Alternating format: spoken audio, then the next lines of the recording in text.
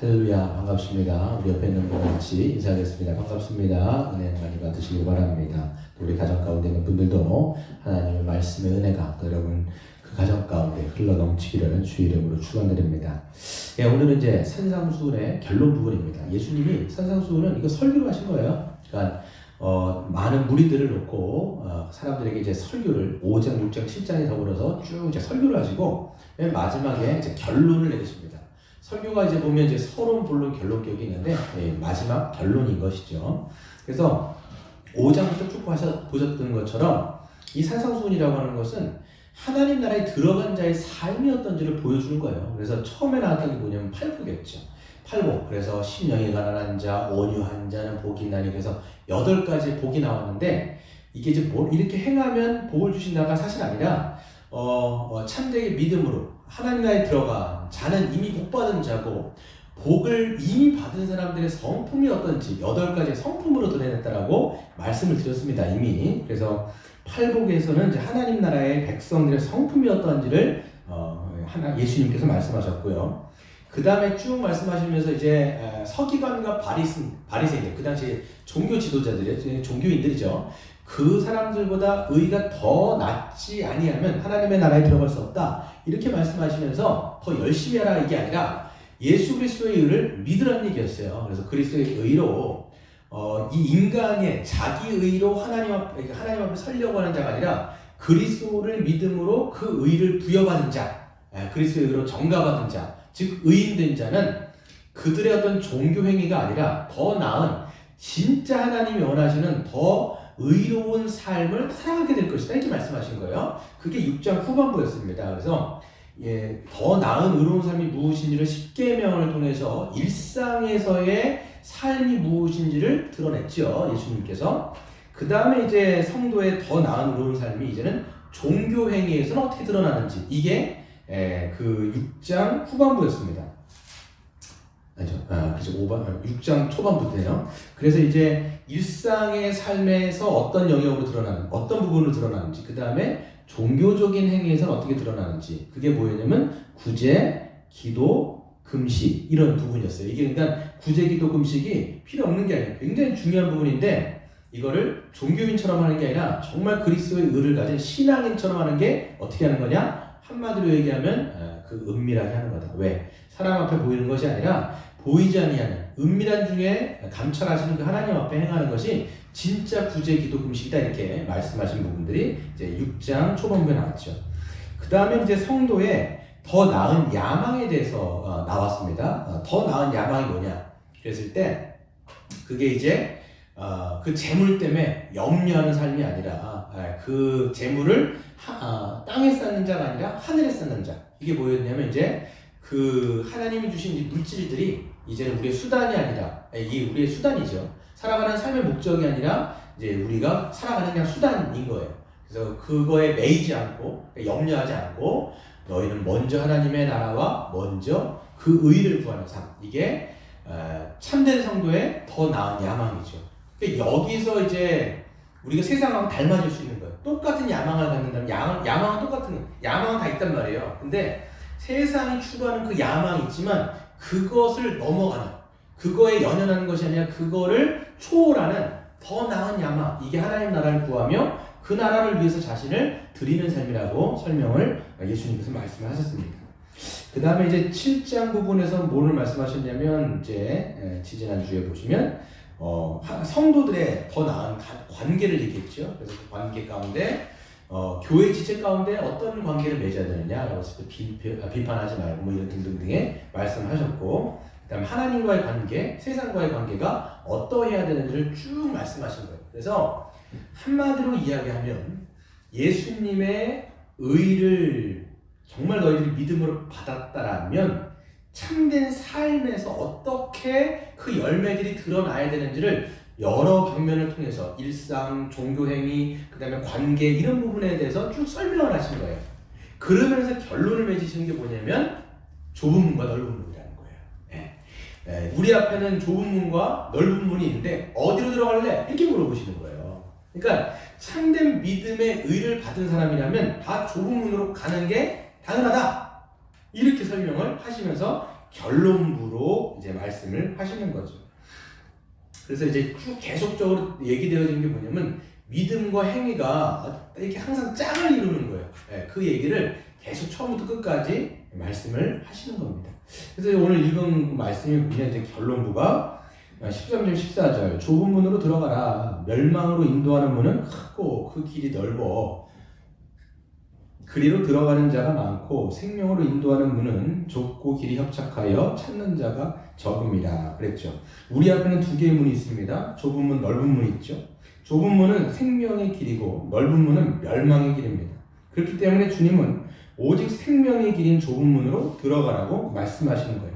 근데 보기에는 넓은 문이 더 좋아 보이고 크고 넓어서 들어가기가 쉬워 보입니다. 그렇잖아요. 그러니까 하나는 아주 좁아요. 길이 협착합니다. 하나는 너무 넓은 거예요.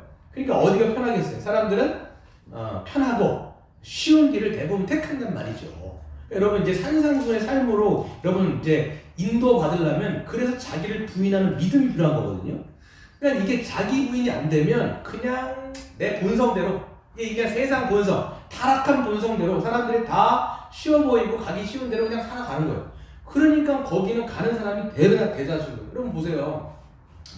이 세상에 야망을 가지고 살아가는 사람은 다수잖아요. 세상에서 성공을 죽도록 목매어서 그거 하려고 살아가는 대다수 그렇게 살아가잖아요. 근데 그게 택하지 말고 이 길 가라는 거거든요. 근데 이 길로 가려고 그러면 자기가 부인되어져야 되고 십자가를 져야 되니까 사람들이 안 가요.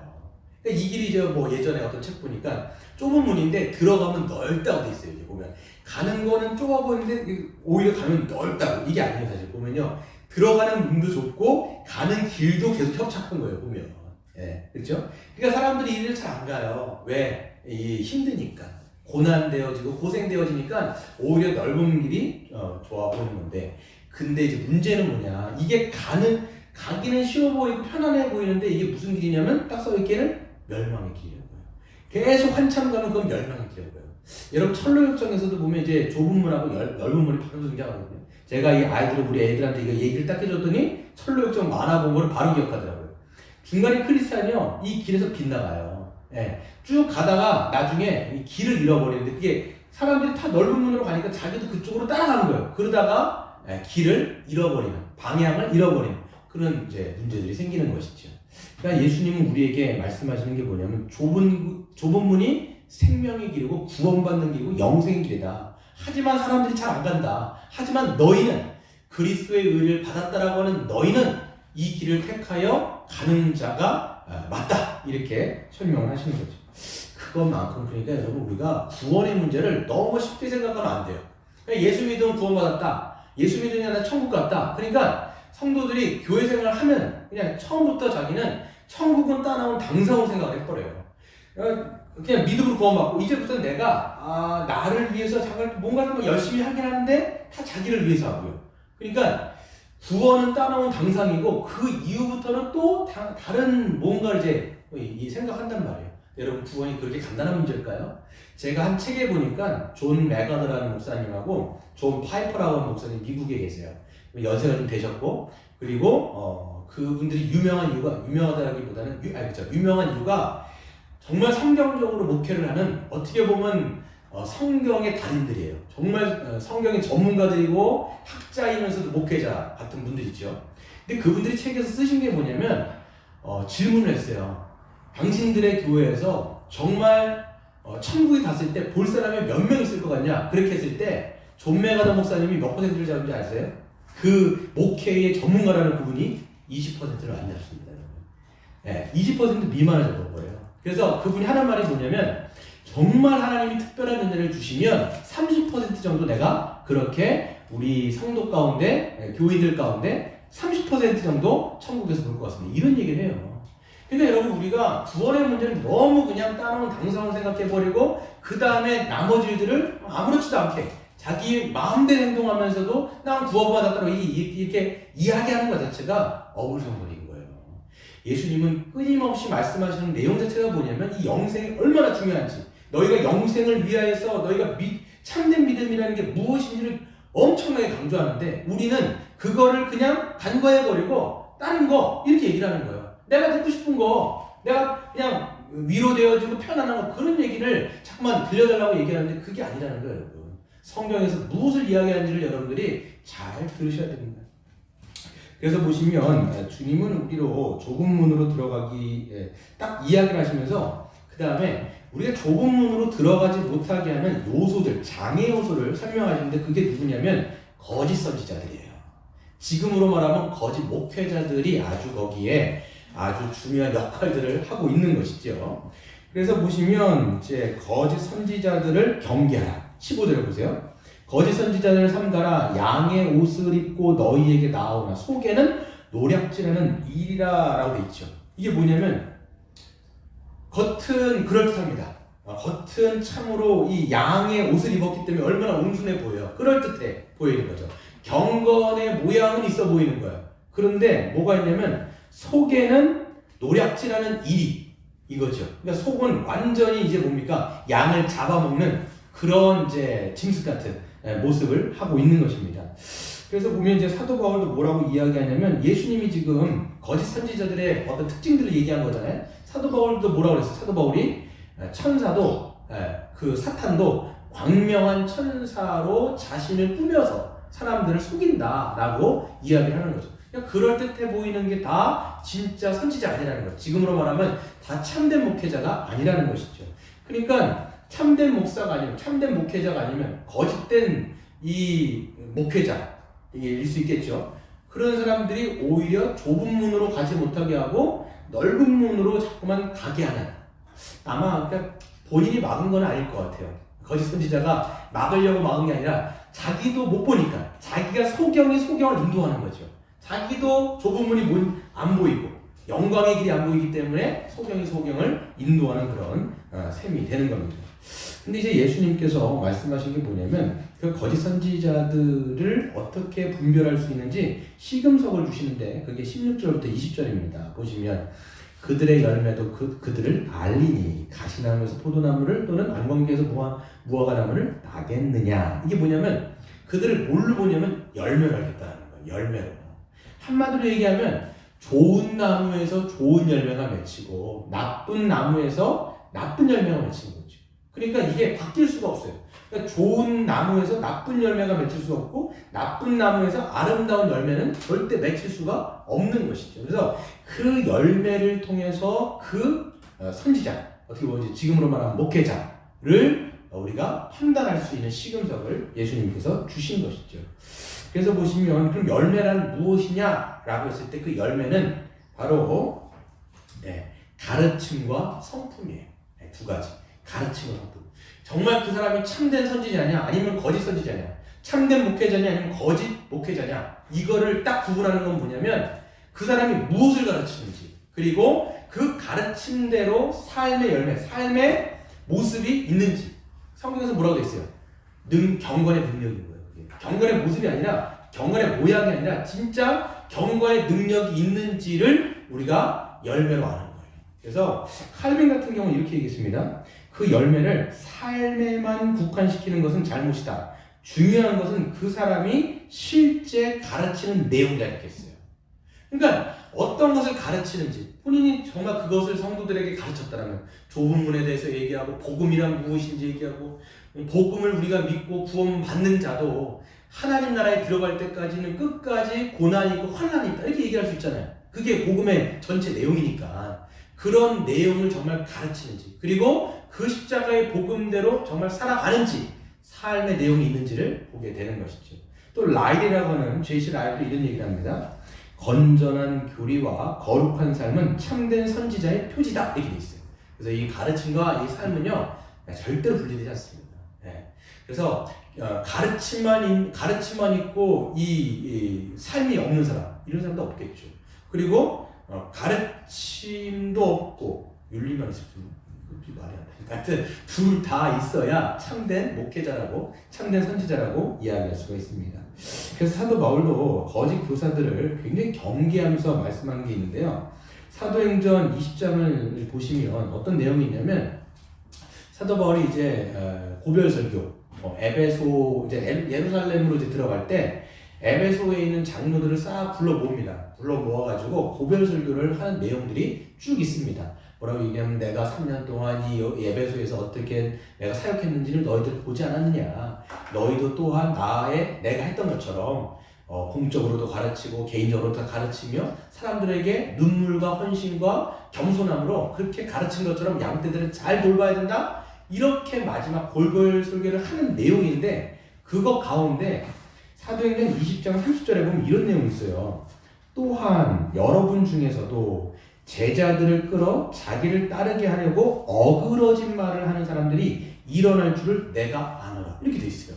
이렇게 보면 이제 장로들이 쭉 모여 있을 거 아니에요. 교회 지도자들이. 거기서 뭐라고 얘기하냐면 당신들 중에서도 어떤 사람들이 일어날 건데 그 중에서도 제자들을 끌어 자기를 따르게 하는 거예요. 목적이 뭐냐면 자기를 따르게 하는 거예요. 여러분 목회자가 저도 마찬가지겠죠. 제가 하는 목적이 뭐냐면 여러분을 주님의 제자로 만드는 게 저의 목적이어야 되잖아요. 근데 그게 아니라 거짓 목회자나 거짓 선지자는 자기를 따르게 하는 거예요. 내 종을 만드는 거야, 내 종을. 한마디로 쉽게 말해서 그렇게 하기 위해서 뭘 하게 되냐면 어그러진 말을 해요.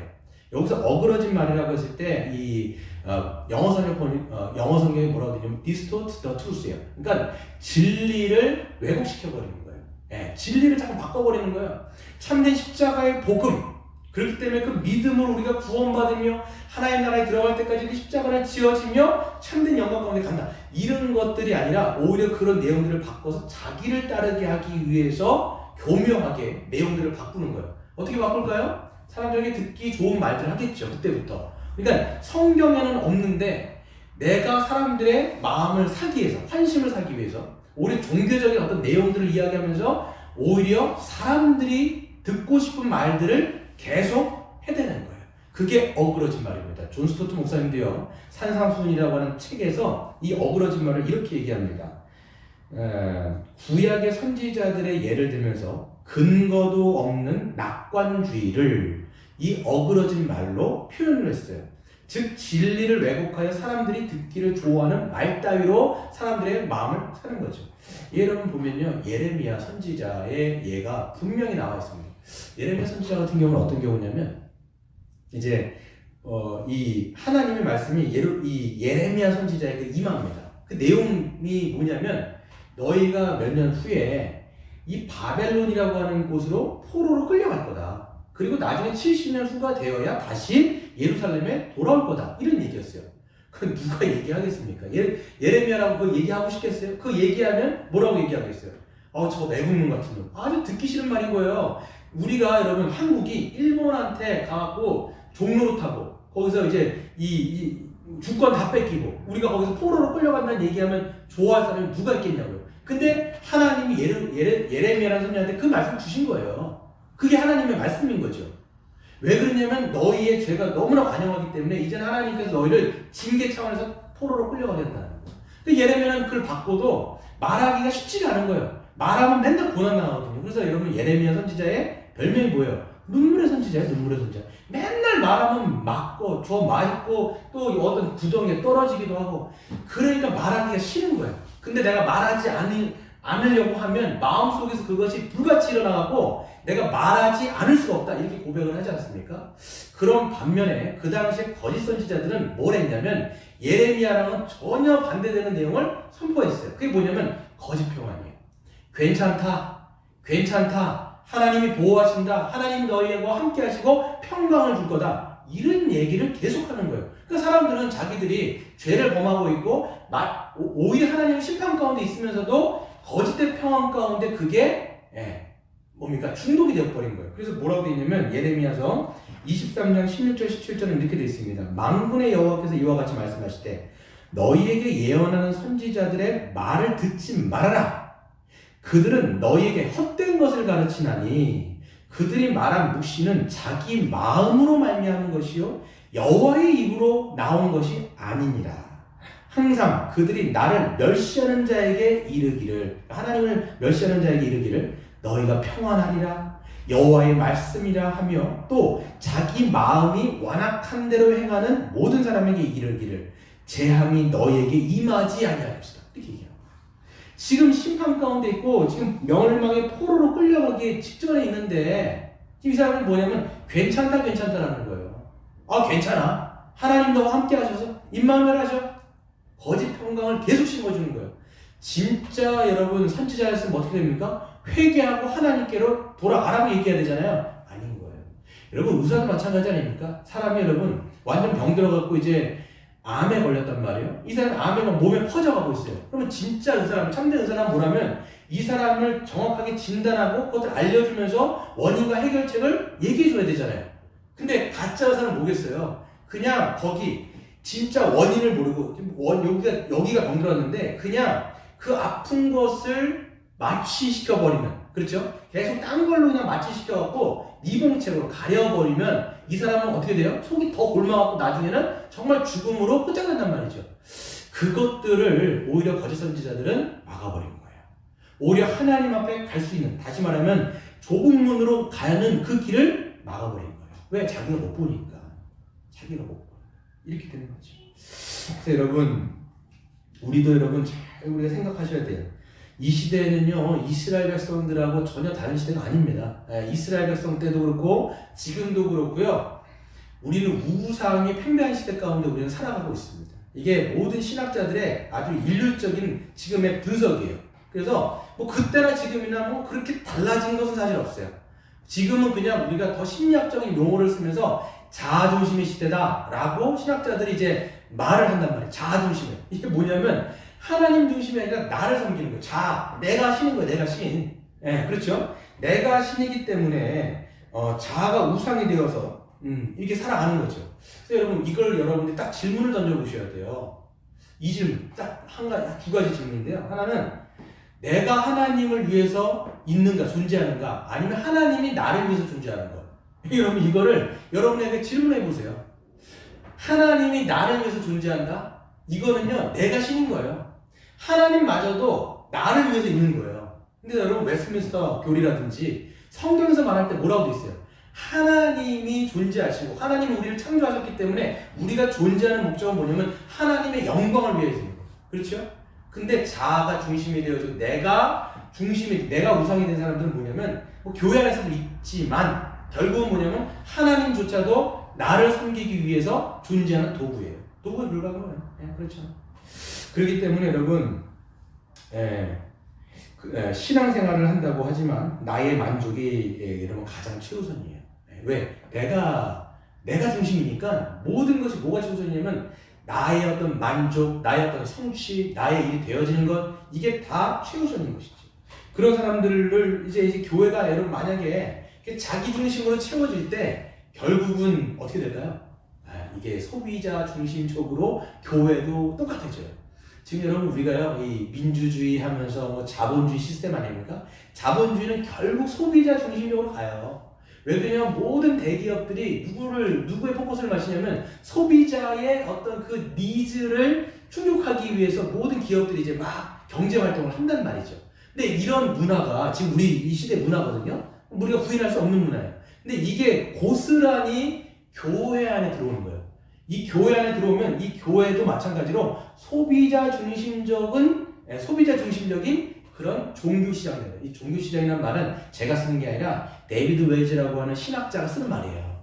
종교에서도 시장이 된다. 그래서 여러 가지 각가지 이제 소비자, 고객님들인 신자, 이 교인들이 원하는 대로 원하는 것들을 교회가 여러 가지 진열을 하겠죠. 그리고 성도들은 자기의 입맛에 맞는 것들을 취하는 거예요. 이거 좀 취하고 저거 좀 취하고 내가 원하는 걸 취하는 거예요. 왜? 내가 고객이 왕이니까.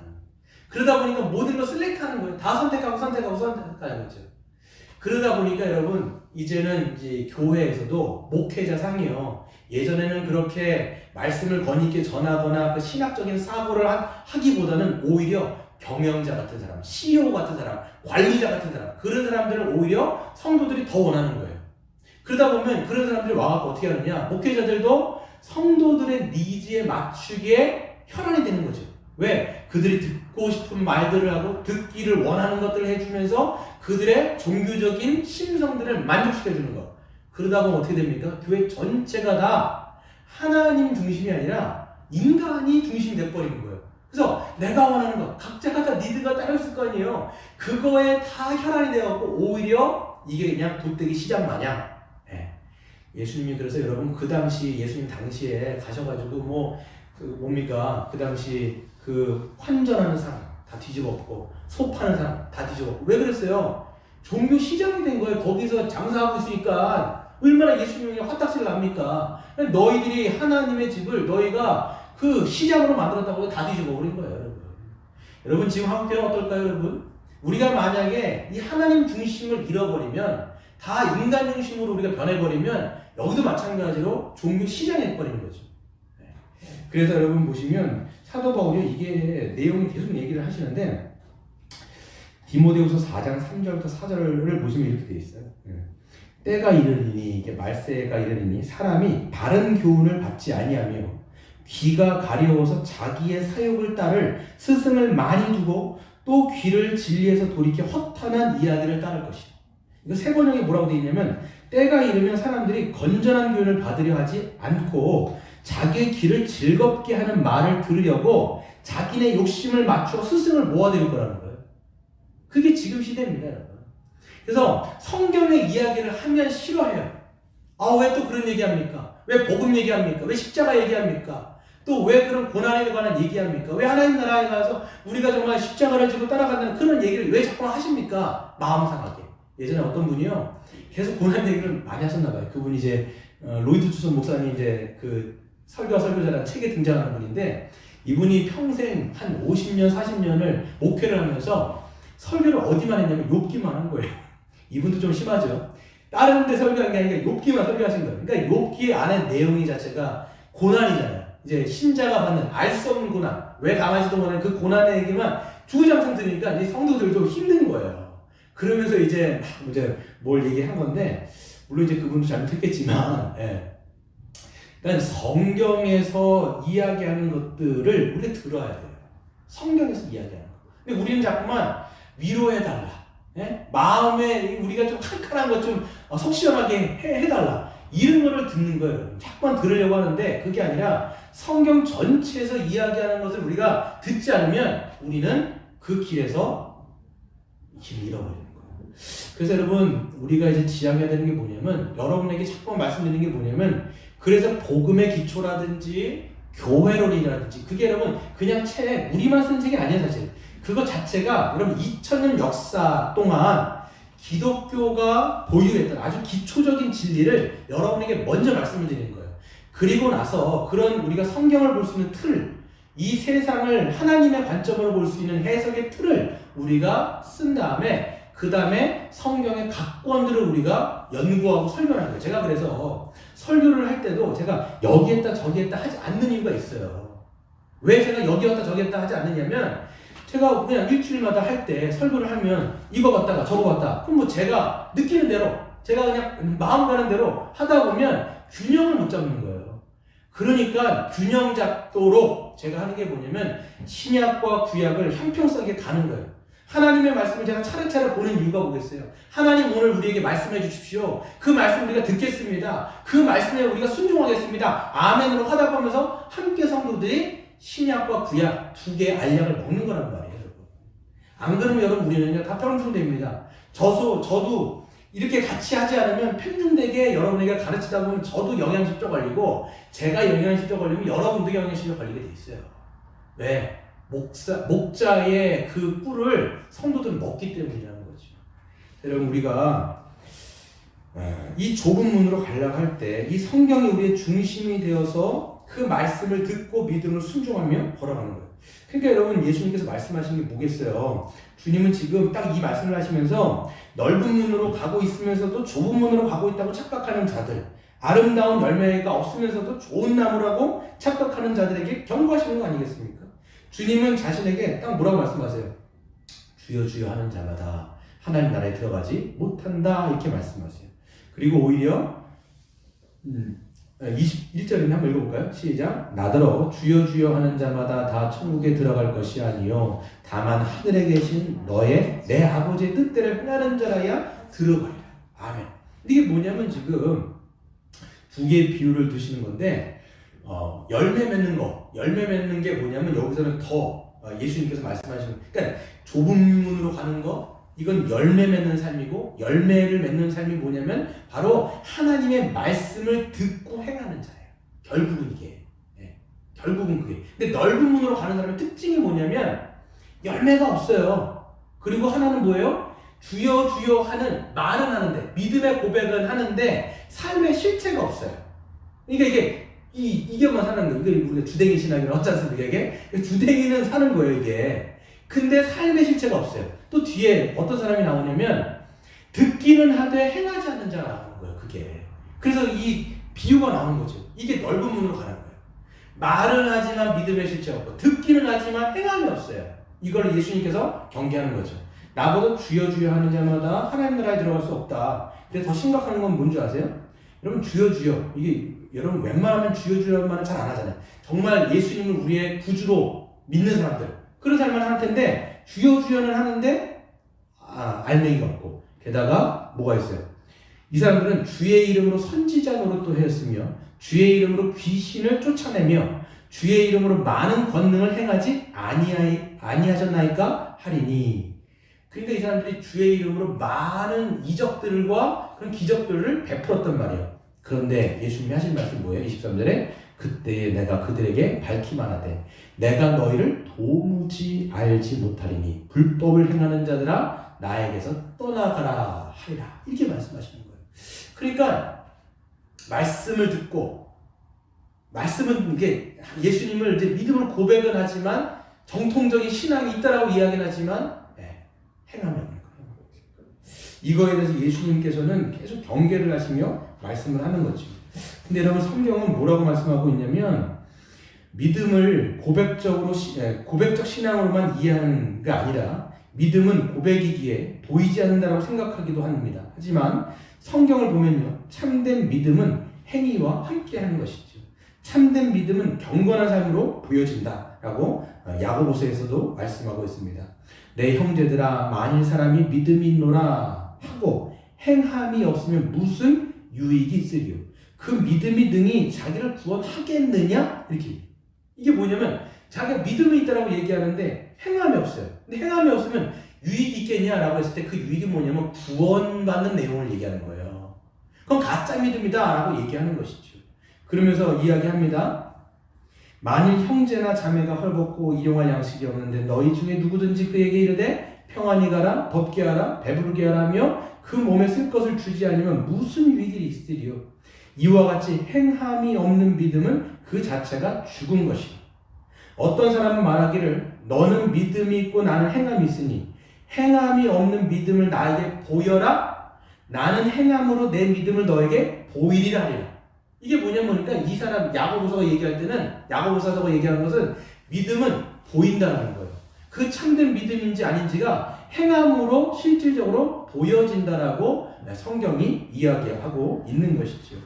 그렇기 때문에 여러분 우리가 좁은 문으로 가고 있다고 하는 증거는 뭐냐면 하나님의 말씀에 내가 중심이 아니라 하나님의 말씀에 귀 기울이고 있다는 거예요. 그리고 주님 내가 듣겠습니다 라고 하는 태도가 있을 뿐만 아니라 그 말씀에 우리가 아멘으로 화답하며 순종하며 걸어가는 그 좁은 문으로의 정말 선택적인 길들이 분명히 우리 삶 가운데 있는지를 물어보라고 성경은 우리에게 말씀하고 있는 것이죠.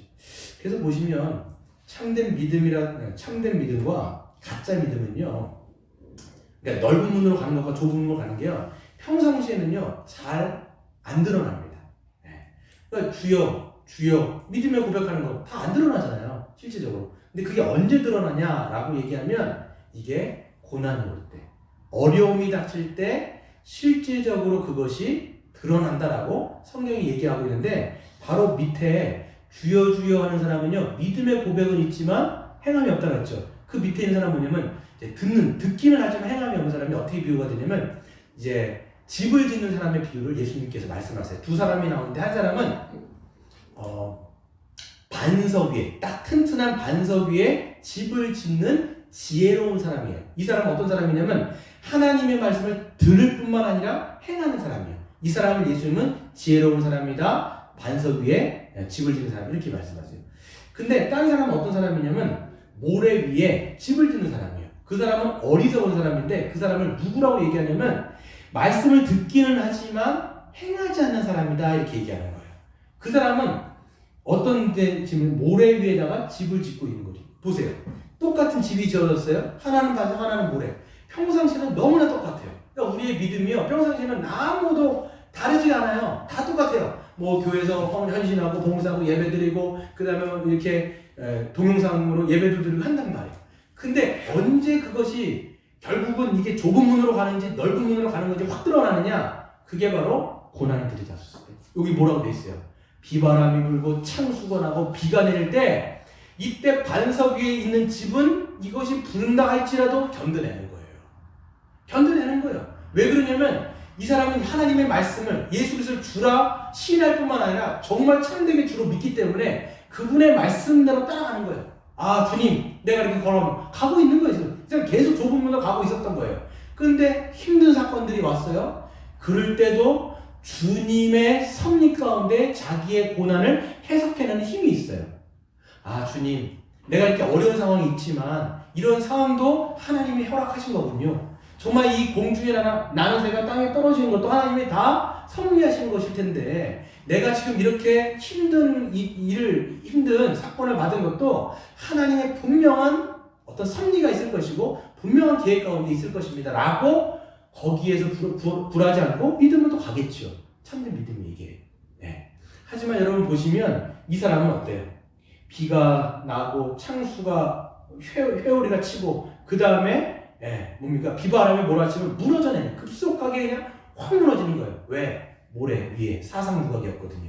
이 사람은 주여 주여 라고 얘기는 했을지 모르겠어요. 정통적인 믿음, 사도신경 다 고백할 수 있을 수 있어요. 근데 이거는 그냥 허울, 입술로만의 고백인 거예요. 삶의 실체가 없는 거예요. 그렇게 힘든 게 확 들어와 버리면 주님이고 나발이가 없어요.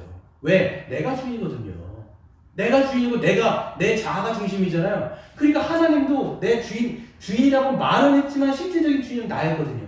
근데 지금 이 주인인 내가 어려워진 거예요. 내가 힘든 상황을 닥친 거예요. 그럼 어떻게 돼요? 하나님은 원래 도구였거든요. 나의. 하나님 나한테 이럴 수 있어요? 내가 이렇게 힘든 일을 당하는데 가만히 지켜보고만 있을 거예요? 왜 나한테 이러시는 거예요? 라고 얘기하면서 오히려 이 하나님 나에게는 도구에 불과한 것을 버려버리는 거예요. 그러니까 이 신앙이 급속도로 무너지게 된다라고 성경이 말씀하고 있는 것이죠. 여러분 우리는 어떻습니까 여러분? 우리가 여러분 성경에는 맨 마지막 예수님께서 지금 좁은 문과 넓은 문이 있다. 너희는 지금 좁은 문으로 걷고 있냐? 아니면 넓은 길로 가고 있느냐? 너희가 정말 좁은 길로 가고 있다면 열매가 있을 것이고 그 열매라고 하는 것은 바로 말로만이 아니라 실체, 여러분의 우리의 삶의 실체가 분명히 있을 터인데 그 열매가 진짜 있느냐라고 물어보시면서 우리에게 마지막 선택과 결론을 촉구하신다라고 우리는 볼 수가 있습니다. 여러분 우리의 삶 속에 정말 실체가 있는지 저부터도 마찬가지 나부터도 제가 정말 믿는다라고 이야기하지만 이게 삶의 실체로서 아웃풋되고 나온 게 정말 있느냐. 나는 그렇기 때문에 목회자라고 구원받는 게 아니라 정말 믿음의 열매로서 내 구원을 증명할 수 있느냐. 야고보 사도가 보여라 라고 얘기했는데 정말 보일 수 있는가 하나님 앞에. 이것들을 여러분 삶 속에 질문하시고 구원이 여러분 그렇게 쉽다 그냥 따라온 당상이다 이렇게 생각하는 게 아니라 날마다 우리의 삶을 통해서 구원이 증명되는 거예요. 거기에서 우리가 정말 하나님과 내가 함께 있구나라는 것들을 우리가 안도를 하는 것이고 그래서 우리가 끝날 때까지 이 믿음의 긴장을 놓지 않고 이 좁은 길로 가는 그래서 영생의 길을 여러분들이 가시는 저와 여러분 되시길 주의 이름으로 축원드립니다.